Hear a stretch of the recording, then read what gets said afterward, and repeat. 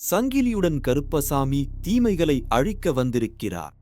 தமிழ் மண்ணின் காவல் தெய்வங்களில் முதன்மையானவர் கருப்பசாமி. ஆனால் சில ஆலயங்களில் இவரை கால்களில் சங்கிலியிட்டு அமர்ந்திருக்கும் கோலத்தில் காணலாம். இந்த காட்சி பலரின் மனதிலும் ஒரு கேள்வியை எழுப்புகிறது. அசுர வேகமும் அசாத்திய வீரமும் கொண்ட கருப்பசாமி ஏன் சங்கிலியால் பிணைக்கப்பட்டிருக்கிறார்? நாட்டுப்புற கதைகளின்படி கருப்பசாமியின் பல வடிவங்களில் சங்கிலி கருப்பு மிகவும் உக்கிரமானது. அவரது வேகம் மற்றும் ஆவேசம் கட்டுக்கடங்காதது.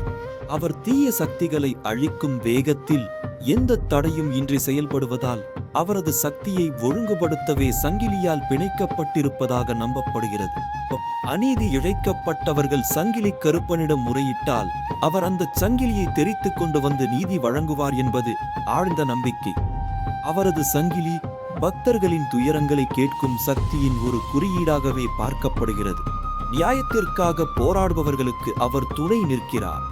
பொய் வழக்குகளில் சிக்கியவர்கள், நிரபராதிகள் இவரை வழிபட்டால் சங்கிலிகள் அறுபட்டு விரைவில் விடுதலை கிடைக்கும் என்பது காலங்காலமான நம்பிக்கை.